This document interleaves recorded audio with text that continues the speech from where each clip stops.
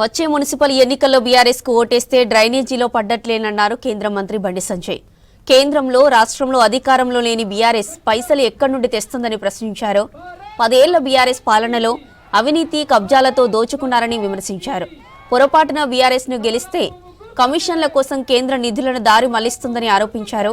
గంగుల కమలాకర్ మూటా ముల్లే సర్దుకొని కరీంనగర్ వదిలి వెళ్లిపోవాలన్నారు బండి సంజయ్.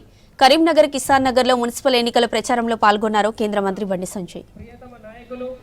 తెలంగాణ ఛత్రపతి 10 సంవత్సరాలు ఏం చేసిరంటే మీ పేదోళ్ళ జాగలు కబ్జా చేసిరు.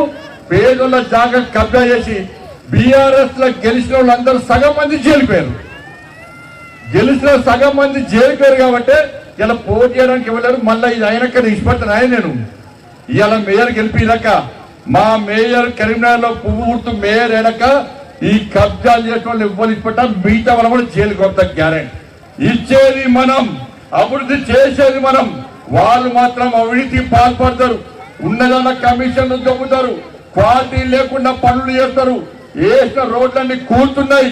పైసలు మొత్తం దొబ్బిపోయారు. ఇలా మళ్ళా మాకు అవకాశం ఇవ్వండి అంటున్నారు. ఎందుకంటే ఉన్నాయి దోసుకపోదామని.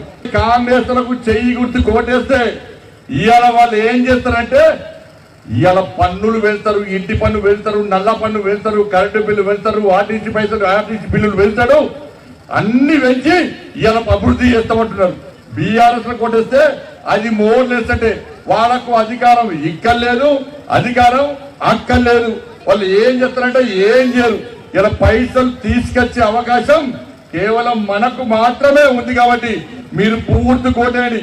ఇలా బిల్లు రెడీ చేసి ఇలా ఫైల్ రెడీ చేసిన కాంగ్రెస్ వాళ్ళు వాళ్ళ మేయర్ గెలిస్తే వెంటనే పన్నులు పెంచడానికి ఇలా ఫైల్ తయారు చేసినట. ఇలా ఈ ప్రమాణం చేయడానికి కాంగ్రెస్ వాళ్ళు సిద్ధంగా లేరు. ఈ ప్రమాణం చేయడానికి బీఆర్ఎస్ వాళ్ళు సిద్ధంగా లేరు. ఎందుకంటే గెలిచిన వెంటనే దోచుకునే వాళ్ళు. ఇవాళ మా ముగ్గురు అభ్యర్థులు మీ అందరి సమక్షంలో ప్రమాణం చేసి ఈ కరీంనగర్ కార్పొరేషన్ లో కాశ్యాపు జెండా ఎగిరేసి ఇలా మీకు ప్రారంభించడానికి మాకు అవకాశం ఇవ్వాల్సిందిగా మీ అందరికీ విజ్ఞప్తి చేస్తూ